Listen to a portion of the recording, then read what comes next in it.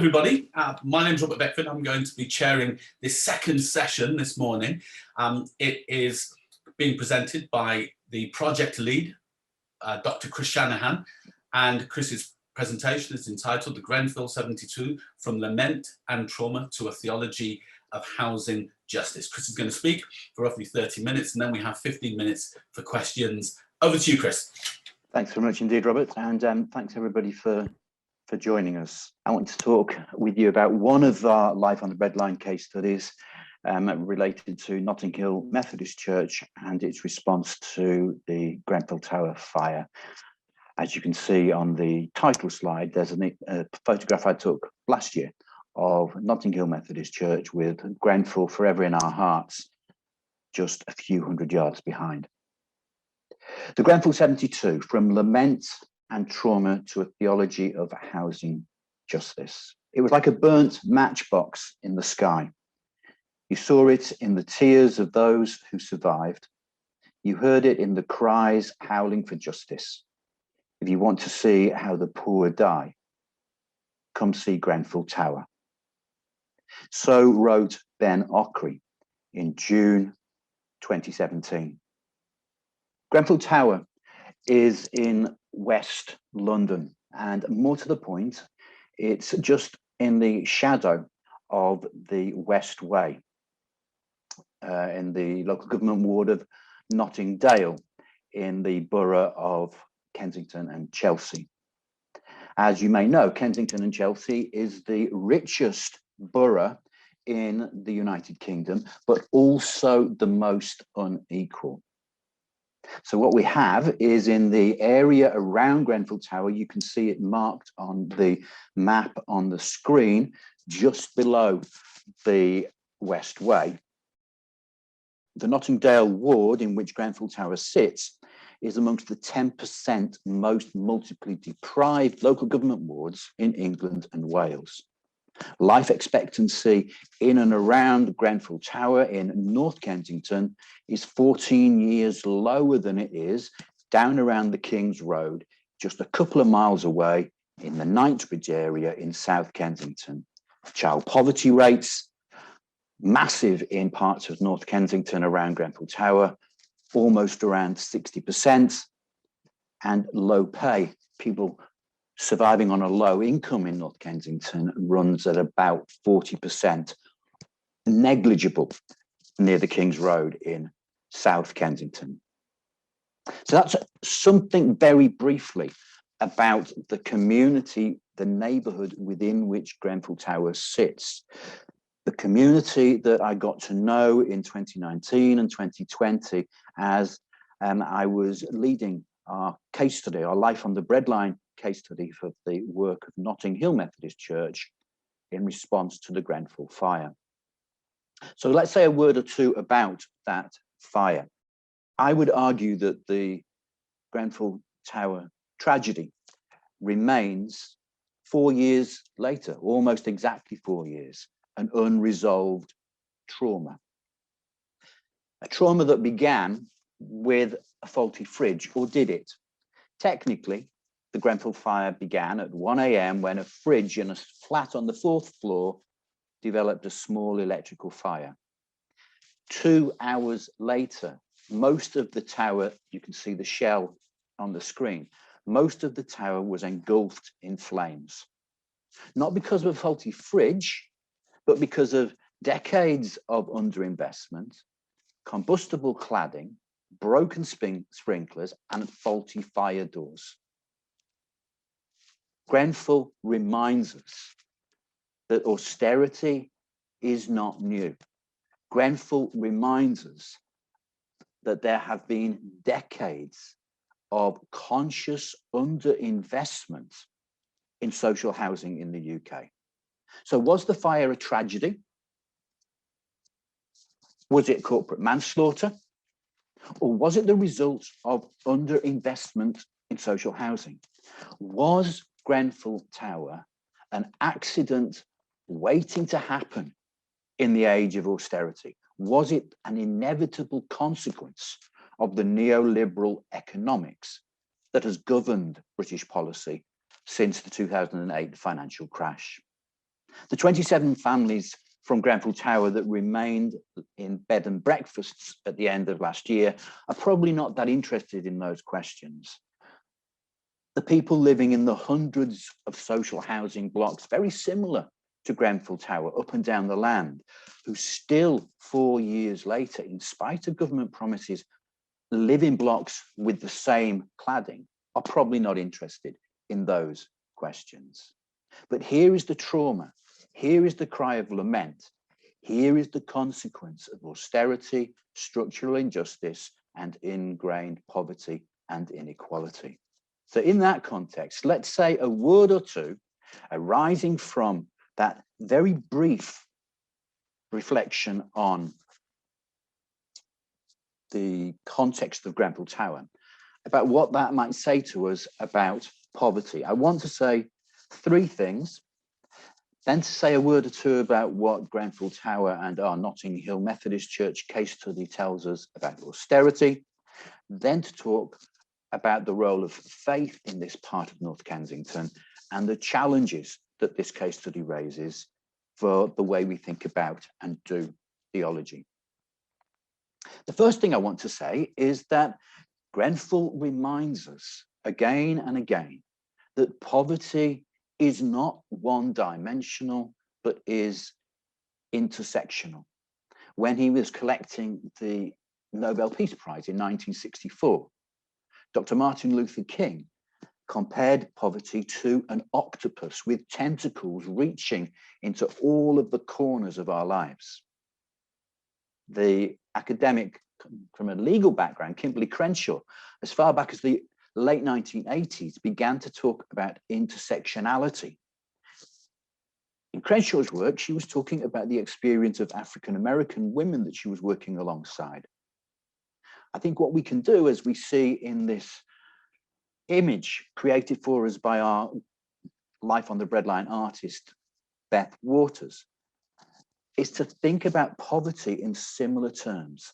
If poverty is intersectional, and if intersectionality, according to Crenshaw, is a metaphor for the way in which multiple forms of inequality combine and compound themselves, we need to think in multidimensional, in intersectional terms.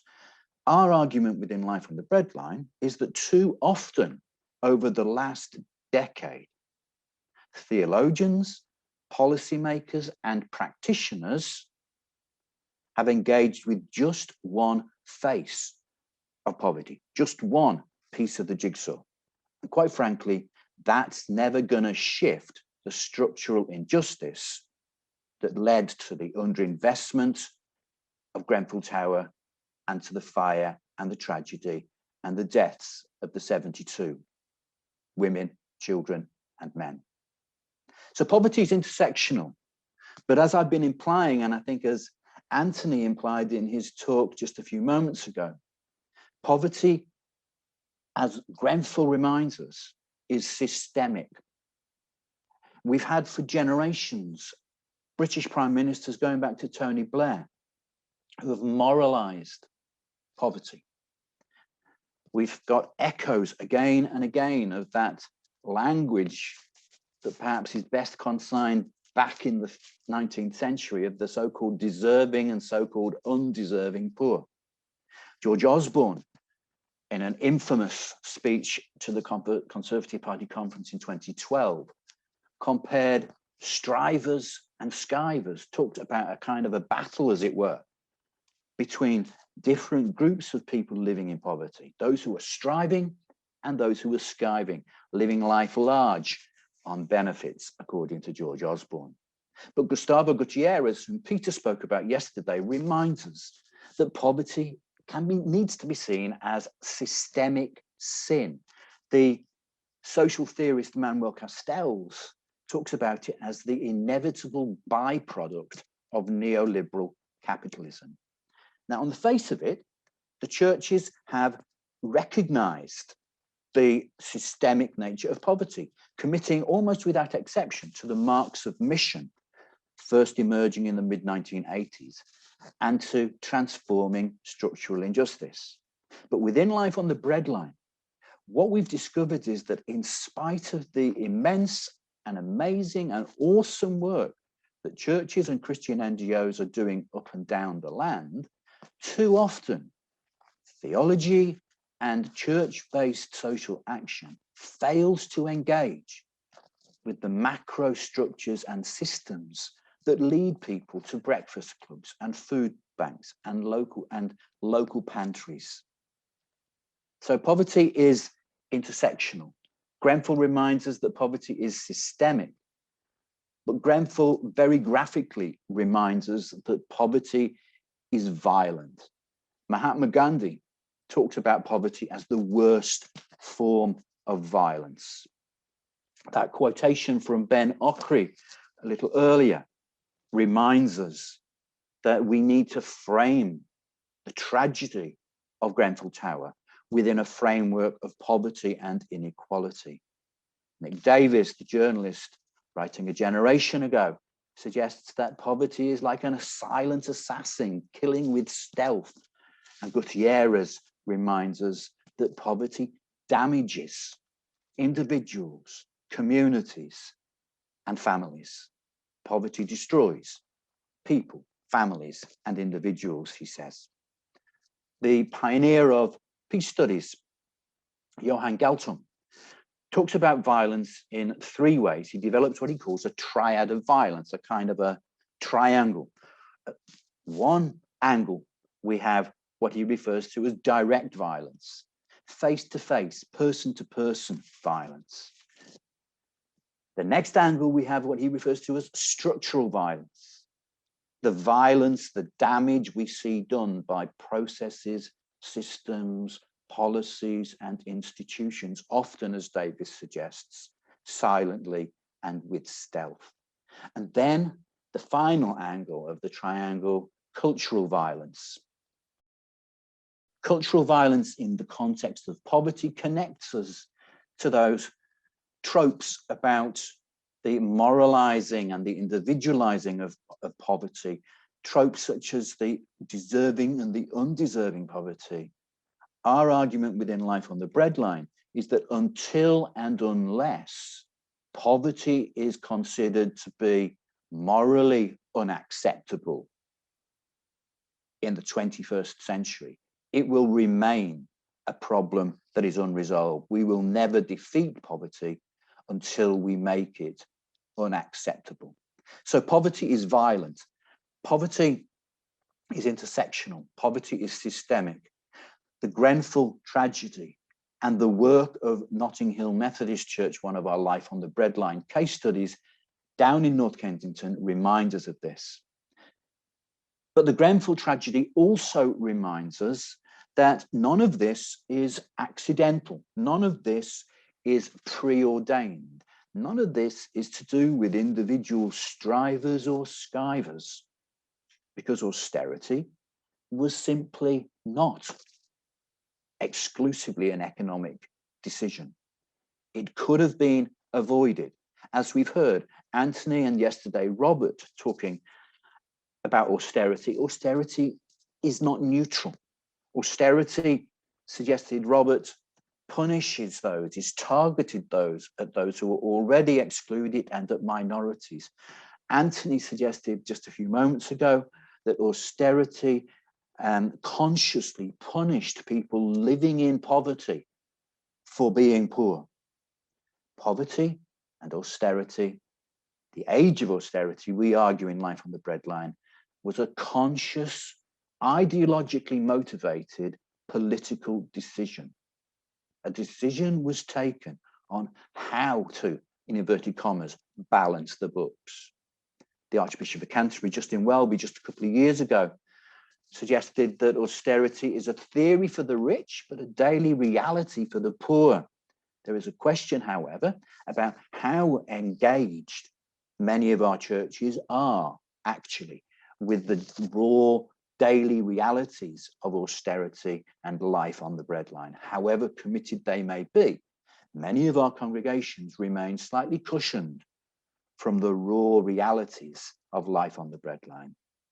But the age of austerity, as we have seen, has been targeted at some more than others. The impact of austerity has not been equal. In spite of what George Osborne said, it's simply not true to say that we are all in this together. Women, single parents, Black and brown Britons, people with disabilities have, as Stephanie reminded us yesterday, been more seriously impacted than others. So austerity is not an accident. Poverty is systemic, is structural, and is violent. What does that mean in the context of North Kensington, in the context of Grenfell Tower, in the context of our Notting Hill Methodist Church case study? Well, these images, these photographs, begin to point us in that direction. Faith remains a major player in the lives of people living in North Kensington. Faith and the role of faith groups remains significant, a key player in civil society politics. But these images, these photographs that I took on a visit to Grenfell Tower last year, just before lockdown, are evidence of that cry of lament that I referred to in the title of this talk. The cry of people who are raging, who are despairing, who are calling for justice, but who nevertheless are convinced that there is a way forward, that a better day can come.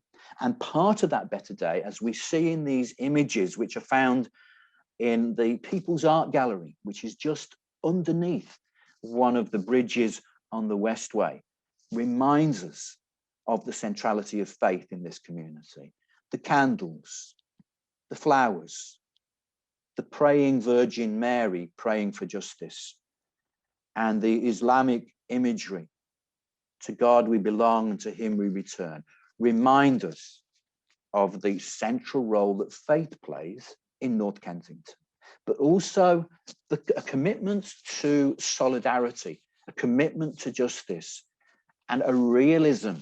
There is no justice, it's just us. So what might that mean for our case study church, Notting Hill Methodist Church?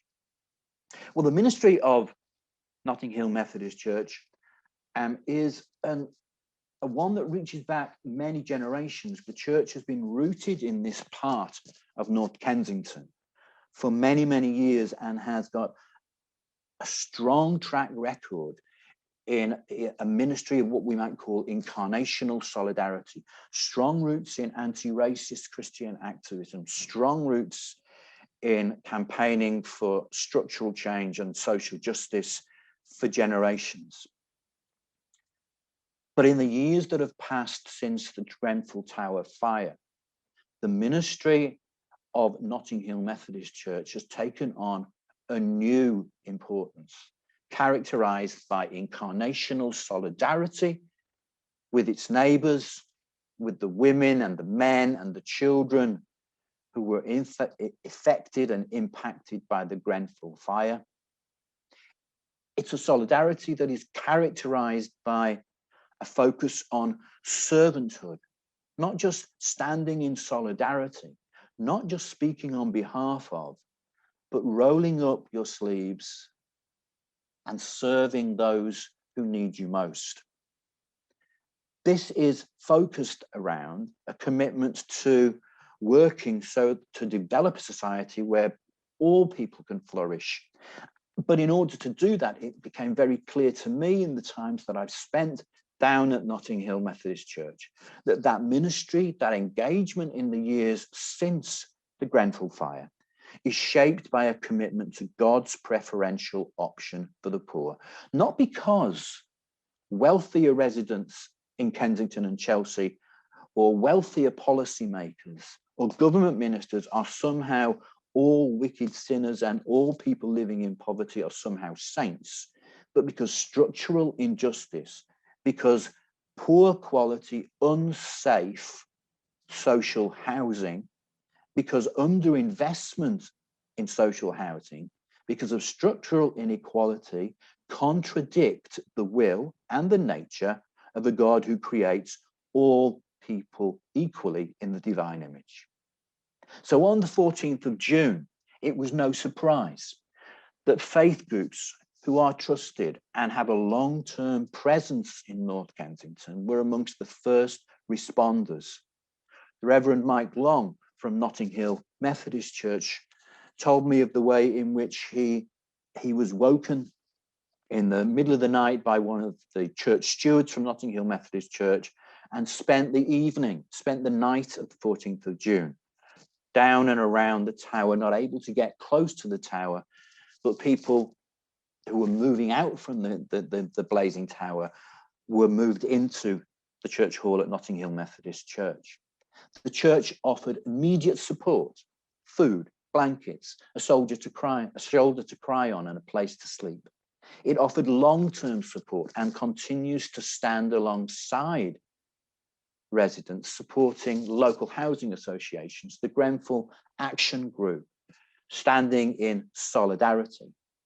It has offered pastoral and spiritual support, space for counselling, hosting the annual memorial service, but has also offered and developed advocacy and campaigning. So, for example, alongside campaigning for structural change in the Grenfell inquiry and structural justice, changes that can lift the problems caused by inadequate social housing.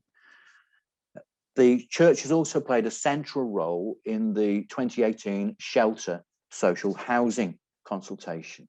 Notting Hill, if you remember that first slide where we talked about the different approaches to Christian action on poverty that we've seen in Life on the Breadline, Notting Hill reminds us that those categories are fluid and not fixed, moving from caring and campaigning to advocacy, long-term and short-term support.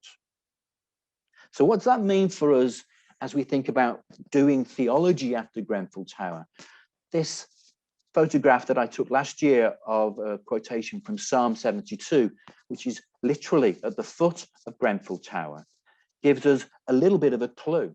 So does the church hear the cry of lament from excluded communities? How can we talk now, after Grenfell Tower, about God's preferential option for the poor? What does that mean as we think about inequality in relation to housing? What is the calling of the church in the face of the trauma of systemic inequality and structural housing injustice? And that classic ancient question about the meaning of suffering, that theodicy question, where was God when Grenfell was burning to the ground? I want to suggest that Grenfell provides theology with a Kairos moment. What we have seen in Life on the Breadline is that this is a moment of opportunity and of judgment for activists, for the church, for researchers, and for policymakers. Grenfell Tower invites us to think again about the way in which we do contextual theology in the face of structural injustice. As you can see from the screen, there are one or two areas that I think need to form part of a new way of thinking about contextual theology. A theology that is characterized by liberative reversals, a theology that uncovers the link between poverty and poor housing, a theology that is creation-centered and focuses on the inherent dignity and human worth of each individual, a theology that is genuinely interdisciplinary, that begins with the cry of lament and the experience of trauma, that is unafraid of speaking truth to power on a consistent basis, and of embodying a preferential option for the poor. So what might that look like? In the few moments that remain, I want to suggest three things. Firstly, such a theology will be an apocalyptic theology. Grenfell Tower symbolizes the crisis of social housing in liberal Britain. It reveals the pre-existing but often under-recognized structural injustice that runs through attitudes to housing, and in particular social housing in this country, and has done for decades. Theology's task is to unmask the hegemonic cultural violence that makes it acceptable to have houses that Charles Dickens might have written about in the 19th century, literally over the road from £1 million apartments. How can that be morally justifiable in the aftermath of Grenfell Tower? We need, in an apocalyptic theology of housing justice, to restore the link between social housing, human dignity, and common good, and recognize that such housing is a right and not a commodity to be bought and sold. Gutierrez reminds us that if we're going to uncover and unmask the cultural violence that justifies housing injustice in an age of austerity, we need to develop a new understanding of spirituality that revolves around a conversion to the oppressed person and the exploited social class. Secondly, a theology of housing justice will be creation-centered. The Grenfell Tower fire places understandings of creation center stage, understandings of what it means to be made in the image of God, for the way in which we think about human dignity and human worth center stage. Theologies of austerity, poverty, therefore need to be theologies that are comparable to the Beatitudes that we see in Matthew 5 and the blessings and woes that we see in Luke 6. Theologies that reverse our understandings of worth and dignity and respect. All people are made in the image of God. We're reminded of that again and again, and yet the burning embers of Grenfell Tower remind us that we have created a society, government after government has underinvested in social housing, and it therefore becomes impossible to justify commitments to the common good if we fail to recognize that all people are of equal worth and equal value. So we need to break the link in a creation-centered theology of housing justice between poverty and ideas about deserving and undeserving people living in poverty. What, therefore, might the role of faith groups be in building inclusive communities, liberative understandings of housing justice? How can the church enable such communities where all people can flourish, not just those that live near the King's Road in South Kensington? So, an apocalyptic theology, a creation-centered theology, but Life on the Breadline and Grenfell Tower in particular reminds us that we need to be honest. Grenfell reminds us that none of us are neutral. Within Life on the Breadline, we ask ourselves, those of you on the call, the churches and our policymakers, do we stand with the community or with the corporations? Elsa Tamez, Mexican liberation theologian, challenges us all. God identifies himself with the poor to such an extent that their rights become the rights of God himself. What might that mean in 2021 in the UK? What might that mean in the years that have followed the Grenfell Tower fire? What challenges does that place before the church? Does the church speak truth to power and call for housing justice consistently and confidently and with determination? It was like a burnt matchbox in the sky. You saw it in the tears of those who survived. You heard it in the cries howling for justice. If you want to see how the poor die, come see Grenfell Tower. Life on the Breadline has demonstrated that poverty, like an octopus, has many tentacles. This is a Kairos moment, a time to care, to campaign, to speak out, and to stand together. Activists, academics, pastors, policymakers, only together can we defeat the beast of austerity, age, poverty. Thank you very much. Thank you very much, Chris. Chris, if in 30 seconds you feel there's anything else that you did not add in that you want to add in. That's it. Your 30-second up, Chris. We've got the instead we've got the artistic work, so we're going to that instead. So I was going to give you 30 seconds to do that, but we've got the visual representation of the presentation, so you can take a few seconds to look at that. First question that's come in, Chris, is from Angie.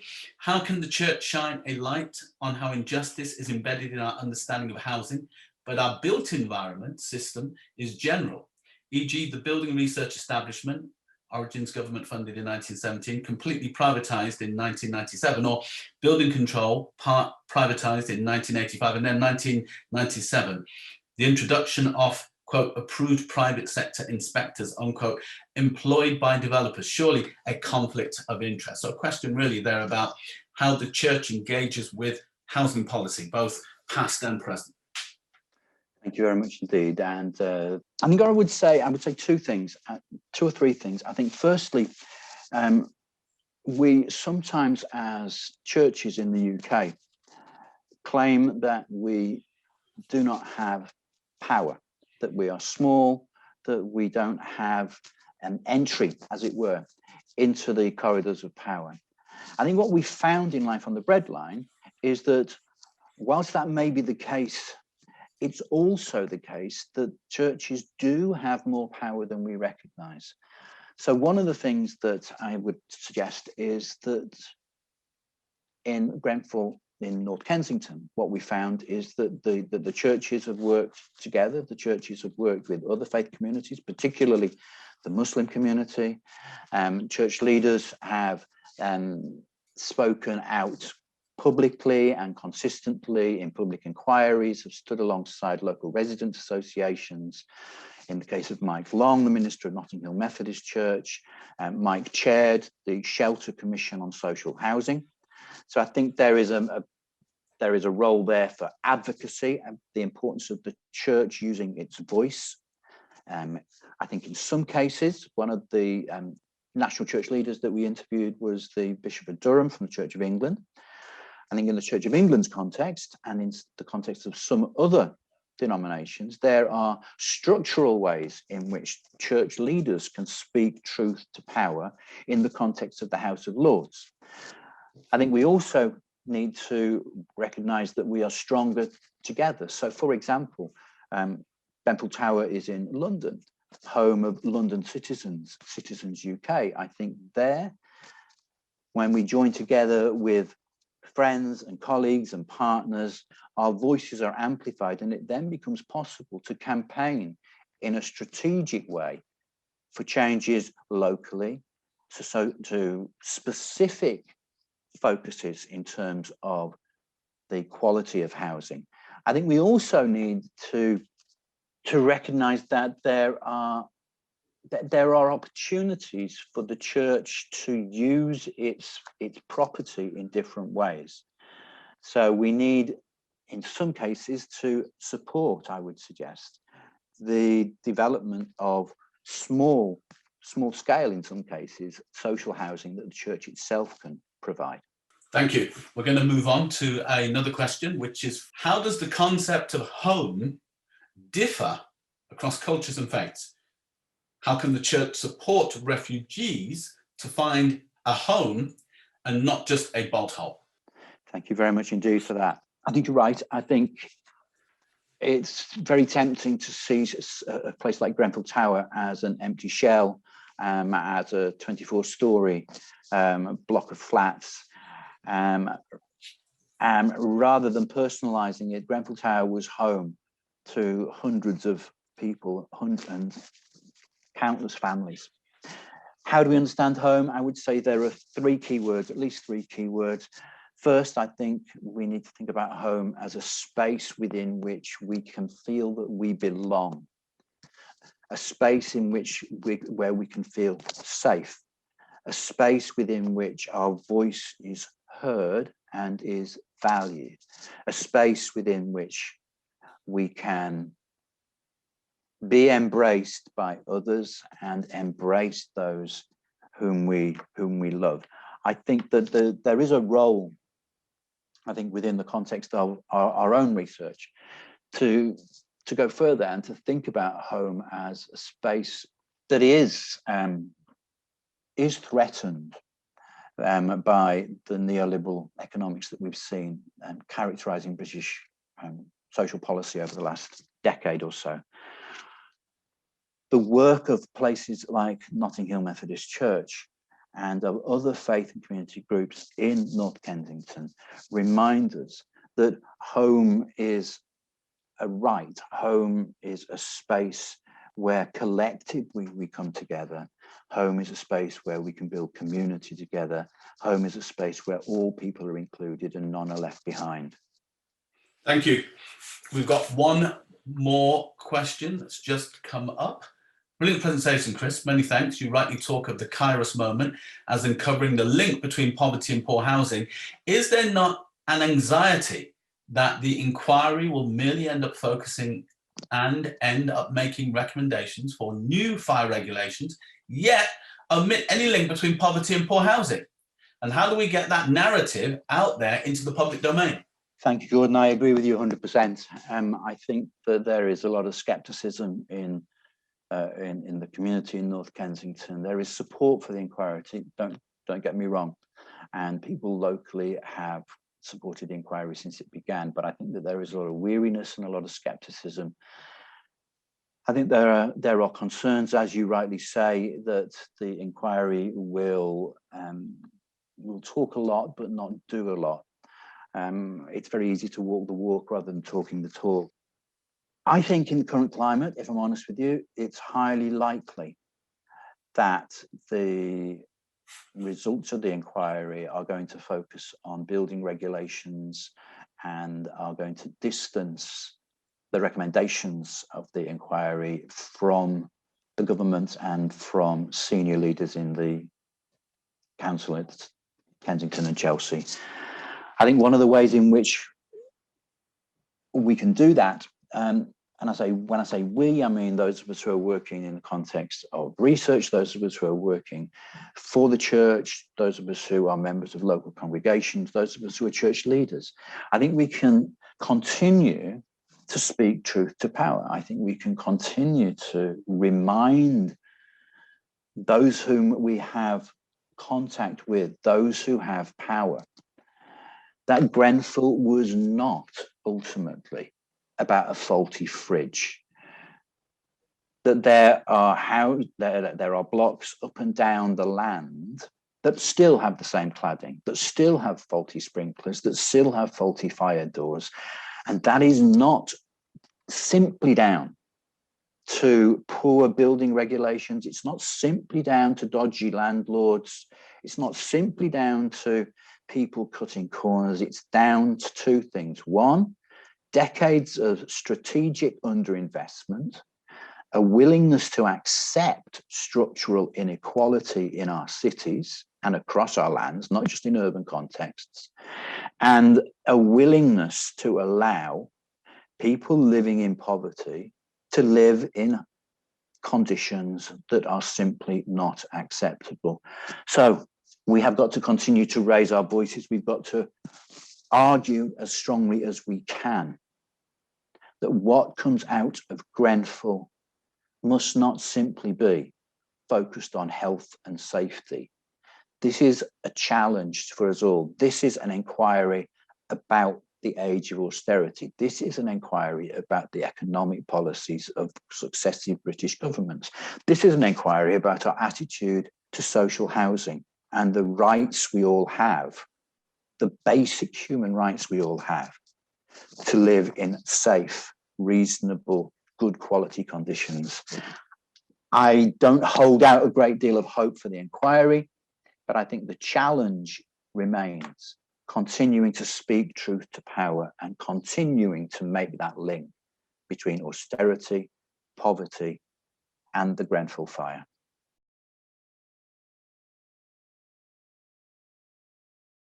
Just to kind of add to what you were saying to David's point about Parliament, we've got two of the things that are coming in the next few weeks are a report for a Life on the Breadline report for church leaders, and in this case, more importantly perhaps, a detailed Life on the Breadline report for policymakers, which is almost ready to go to press. We're also engaging with policymakers in an event that we're doing in collaboration with the all-party parliamentary group on poverty in Parliament on the 6th of July, and running short courses for policymakers. We did one of those last week and have got others planned. So it's a challenge, David, but we're doing what we can. Thank you. I think we've just about come to a close. We're going to actually try and finish on time. So we want to take the last 30 or 40 seconds that we have to thank Chris for this presentation on Grenfell and austerity and housing and the theology of housing. So if we want to make a gesture, either physical or electronic gesture, thanking Chris for his presentation. Thank you.